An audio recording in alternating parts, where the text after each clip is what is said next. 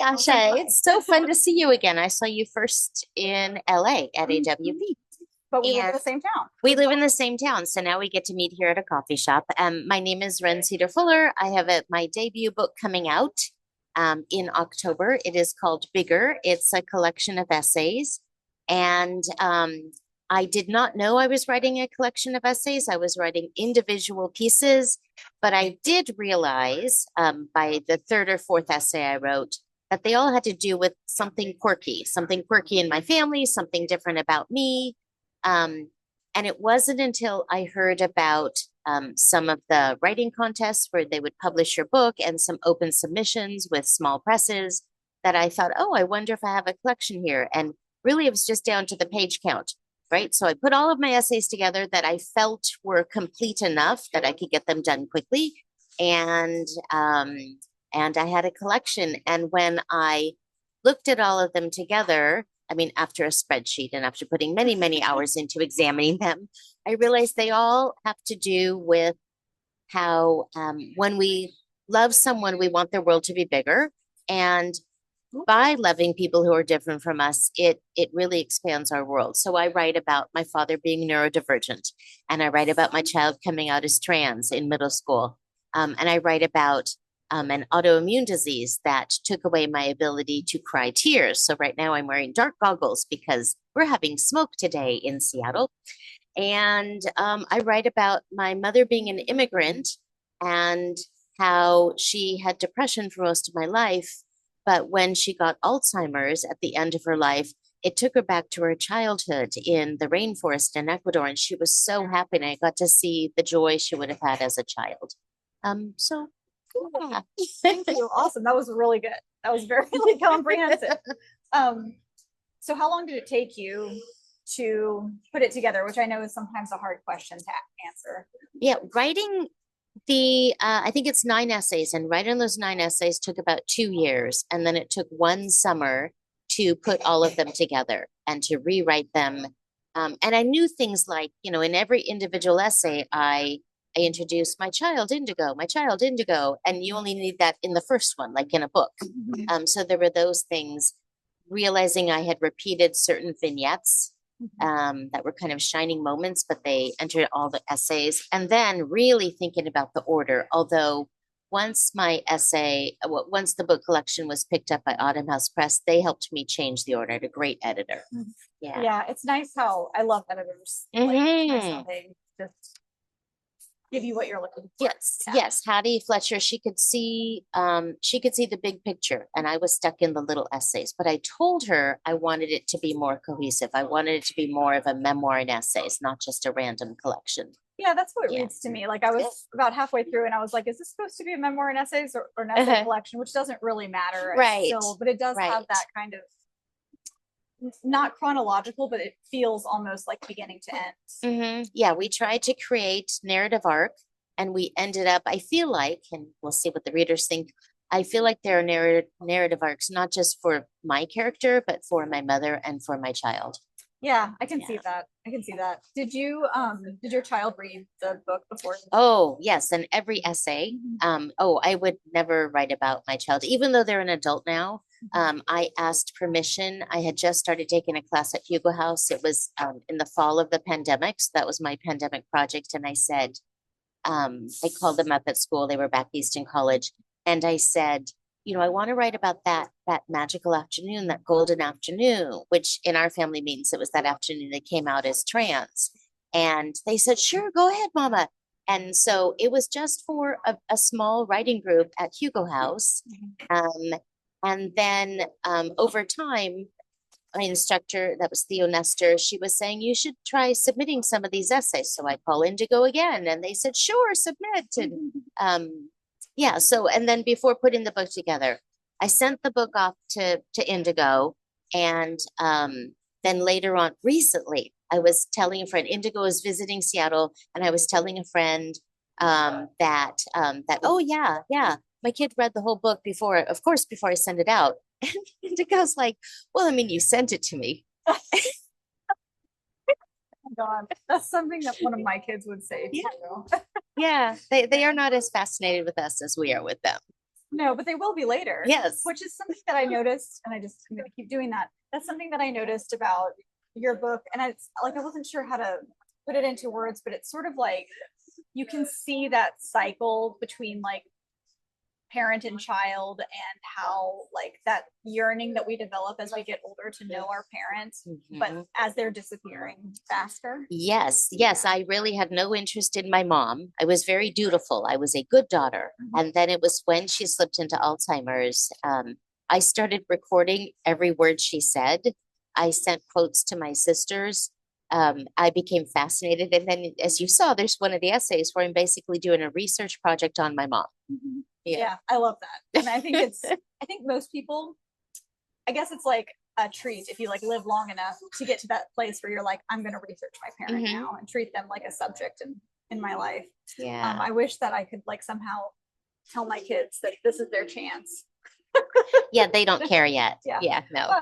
But we have these bodies of work that they can go into, which is like, I don't know, for me, that's because I lost a parent at a young age. And my mom is an unreliable narrator. Yes. I have just been categorizing everything in my life for my kids. So like if they have a question, there's probably something published online. Yeah. Yeah. I wonder if Indigo, so they said they will read the entire book. And I wonder, are they gonna ask me questions? Are they, I don't know. I mean, they're my favorite audience. So yeah. Yeah, that was a question that I was gonna ask. Like, did you write this for someone? Did you write it for anyone else but Indigo? No, I don't even think I wrote it for them. I just wanted to write. I did not have an audience in mind. I did not think I would be publishing. I was writing for joy. It was the pandemic. It was my escape. I was writing to find out how hard I could learn how to write, right? What craft could I try? And I had wonderful instructors. I also just read really great books. And I thought, I wonder if I could write a complicated essay, right? Yeah. Yeah. I feel like your book is right on at least a zeitgeist that I am obsessed with. So it might just be my personal thing, but it does seem like there's something that's emerging right now about gender, neurodiversity, disability, inclusion, like understanding like bodies in different ways. And I think that, you know, as it's emerging, people are trying to stamp it out pretty hard. But I wonder if you had any conversations with your editors or, you know, about what marketing looks like in this era. Well, it all changed. So at the time that Autumn House Press said, we want to publish your book, this was before the election, right? So this was summer of what, 24? And then with the election, I wondered, does this change things? And they said no. It was after the inauguration. And that those first 10 days when anti-trans executive orders were coming out and dehumanizing language. And I got very scared and I called my publisher and I said, I think I'm afraid to put this book into the world. And she said, we'll release you from the contract if that's what you want, but I want you to think about it, think deeply about this. And I had 2 weeks because the marketing stuff goes out. So I had 2 weeks to decide. And I talked to my writing friends and they all said, you have to put your art in the world. And I talked to my non-writing friends and they're like, you have to put Indigo first. And my husband Jason said he'd support anything I wanted. Indigo said they wanted me to publish and they said, I want you to do what you want to do, which I took as they were intimidated by me, of course. And I finally reached out to some trans writers. I don't know her, but I reached out to Jennifer Finney Boylan. I just emailed her from her website and said, like, here's my situation. What do I do? And she basically wrote back and said, it was the quote from Handmaid's Tale, like, don't let the bastards win. And so then I thought, okay, no, I really need to talk to my child because am I endangering them? And they were visiting Seattle and we had them over for dinner. And I waited until we were eating chocolate chip cookies.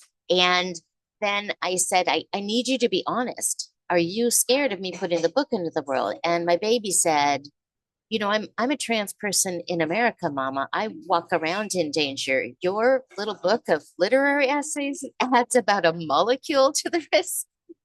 Yeah. So, and they made it clear that my hesitancy to put it out there felt like I wasn't supporting them. Interesting. Yeah. It's also interesting My oldest is trans, and I recently published a article in Huffington Post about trans joy. Yes. Picture of me and him getting our hair foiled. Yeah. And it was on the cover of HuffPost Voices for a long time. Mm-hmm. And I had talked to him before and after, and he seems like very disconnected from it, but I'm very interested in how we navigate this. Yes. He had asked me, I'd asked him, like, what would you like me to publish? Like, I have some contacts and maybe I can publish something that you think should be in the world. And he was like, well, we should really just focus on the good stuff sometimes. Yes. And so I did. Yeah.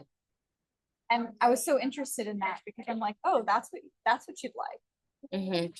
Right. It's true. Right. Because all the ugliness is out there. But I think many people haven't heard stories of families coming together and loving their child. We've all heard the horror stories. Yeah. It would have been very helpful to me. Indigo came out more than a dozen years ago, and there were no stories online at the time that weren't horrific.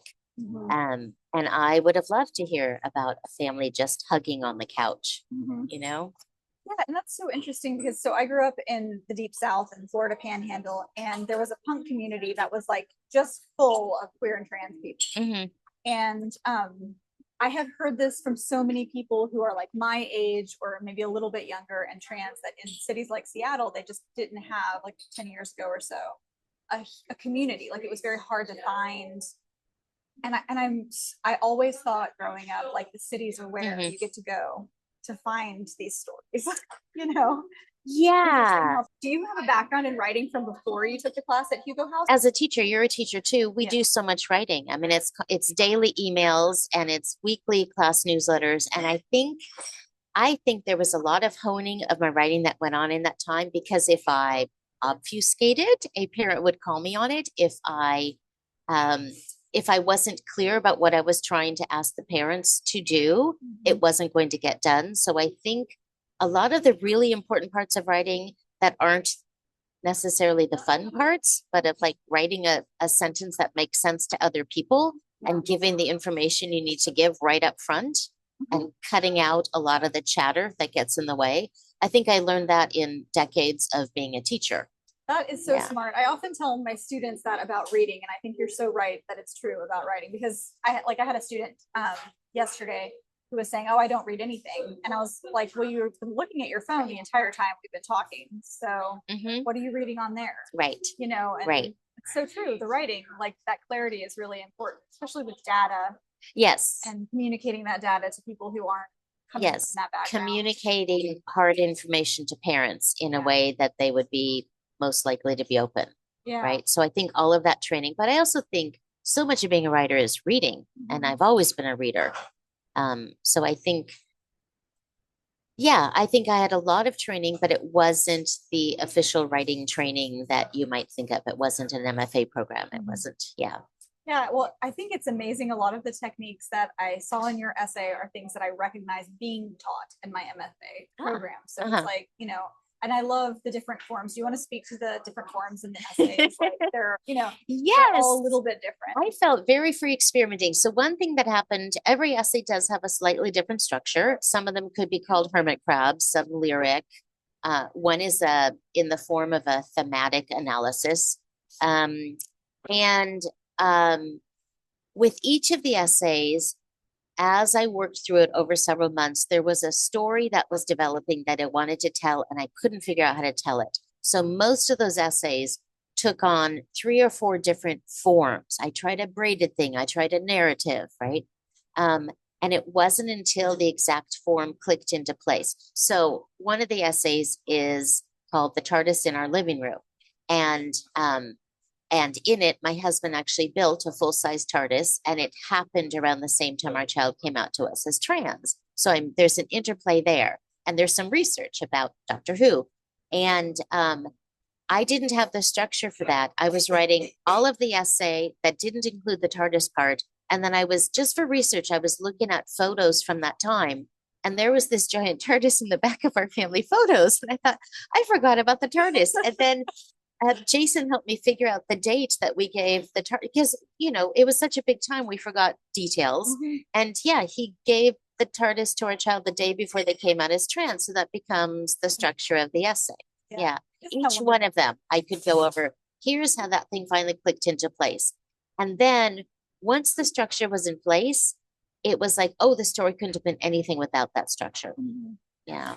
Yeah, that makes sense. And one thing I like about it, my favorite essays do what your essays do, where there's like this non sequitur element. And that's how I think it's how I write. Yeah, too. random. So, yeah. and I was just today talking with my agent about this because I was like, I can outline this for you, but you're going to have to just read it because the non sequiturs make sense to me. But if I write it in the outline, it will be 30 pages. Do you talk by association too? Because my conversations start in one place. I don't know where they're going to end up. Absolutely. Yeah. It's just following whatever around. It's like the squirrel. Yeah, I do parent education, and the parents will ask me a question, and I'll start with their question, and then after a while, I look at them and go, "What were we talking about?" Yeah. Yeah, and that's so nice about writing is that you can read that and then bring it.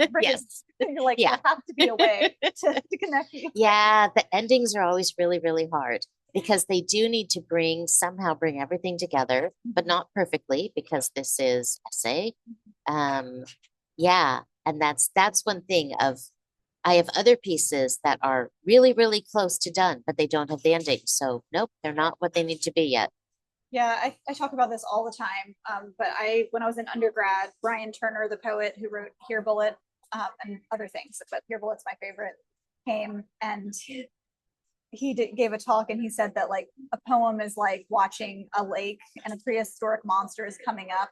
And so you like see like bubbles and it like slowly comes up and eventually you know what the monster looks like. And I feel like that is just the most freeing thing about writing. It's like, oh, if I just wait, it will come to me. My brain will do the work. Background. Yeah, there is something magical. I mean, there's hard work. You have to sit down in your chair and get your writing done, right? Like reading craft books doesn't actually get the writing done. It's true. It's true. And I'm very secular, so I feel like our work, like I don't believe in the muse. I'm all the way into like we did this work. It was us. Yeah. But I think that there's something about the way that our brain makes meaning out of categories and labels and language that we aren't conscious of until it's like the neurology kind of comes together and makes us conscious. You know what I mean? Yes. And I have writing groups that help me figure things out too, right? I can't figure it out all on my own. And I send my drafts off to 2 different writing groups that I've met here in Seattle. And they'll say, well, I see this. And sometimes it's not what I'm thinking it is, but other times they're giving me a direction to write toward. Yeah. That's so true. Were there any essays that you thought were going to be in this that you ended up taking out? I added the Tar Rocks essay. Okay. Yes, because I felt like there was no piece that was a transition between childhood and adult. And I also had a writing prompt one day, just in a little writing group about tell us about a day at the beach. And it's like, oh, there's a lot to say. I love those like prompts that sound like they're going to be cliche, and then you're just like, oh, there's a lot more to that. Yeah. No, I have, I didn't write about my strange form of dyslexia, and there's an essay waiting, but it's on hold. I'm not sure what that's on, so I have other quirks that I could write about, but you got enough of the quirks, really. I mean, I think it's very cohesive. It's very, very good. Do you have like a favorite essay right now in the book, or a favorite scene, like something that you're just like happy with particularly? So it was really fun to get the advanced reader copy and read through it and go like, I really like my writing. So I think the first essay and the last essay are the ones where I can find a shorter piece to read most easily. I could read the opening. Yeah. Yeah, that makes sense. And do you want to talk about where the title comes from, or do you want to leave that up to, the mystery for the reader? Yeah, I mean, it's the general sense. It actually comes from a quote at the end of the first essay. So you saw that and you go, oh, this opens up the whole book here. But yeah, it's the idea that that when we love people who are different from us, it makes our world bigger. Yeah. I love that. Do you have any plans for the release? Yeah, mostly Washington State. So the actual release will be through Hugo House. I contacted the director there and talked about how I learned to write through Hugo House, and I would like to celebrate, write this book there. And so actually 6 or 7 members of my writing groups will be on the stage with me, and we're actually going to take one of the essays and show how each of them transformed the essay with some of their comments. And then That is really cool. yeah. That's awesome. That's a really smart way of doing that. I just thought I want to celebrate with the people who brought me here. Like this essay was not just me, right? It included definite ideas and improvement from my team.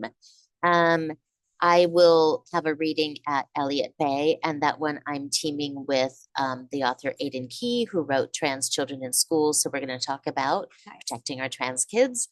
I will have a reading over at Third Place Books. Nice. And then I'll also be in Spokane and in Bellingham and in Olympia and in Gig Harbor. So a lot of Washington things. And then right now I have friends down in Portland lining up some engagements there. Nice, yes. Nice. And a poetry and jazz reading in San Diego. Oh my gosh. I know. That's so cool. See, is there anything else you want to say about this? Maybe like who should read this book? So there are a bunch of different topics in it. So I know that people who have neurodiverse family members or are neurodiverse themselves, I've definitely had feedback from parents who have neurodiverse kids. And I think people who love trans people, and I think especially trans children. And I've heard from others who are children of immigrants, and we all, our parents all come from different countries, but we always have the same story about correcting our parents, and they don't understand the language. And let's see, I think people who like to read complex writing, it's not a beach read, even though I think there are parts of it that are very readable. So I think people who like essays and memoir, this is for them. And a lot of us like essays and memoirs. And what else? People with autoimmune diseases, because there's an essay about my strange one.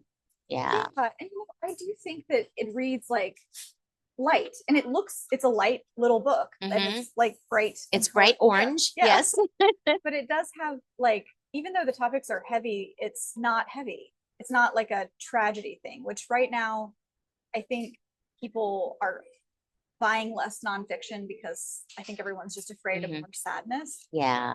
But there's something that's so, I think in the lyricism, and just there's like an optimism in it too. Yeah, I don't think we have to choose. Like, I don't think I have to fake that my life was perfect, right, to write this book. But I also, this isn't a book that was written when I was still devastated because I didn't feel that my dad loved me. Like, I worked through that a long time ago. So I think that's some of it. This isn't a journal where I'm just journaling my angst, which is super important. But this is a book that has taken place after years of conversations with my friends and some therapy and other journaling. And so then I could focus on the craft of telling a story. And yes, I want the story to be hopeful, but it's not hope if you're denying the crap out there. Yeah. So true. Yeah. And it definitely feels to me like right in line with like Rebecca Solnit and Maggie Nelson. Like I kept thinking about the Argonauts, which is the way that you embed research in the literary writing, which is my favorite thing. I love it. So I cannot believe you said that. Those are like 2 writing heroes.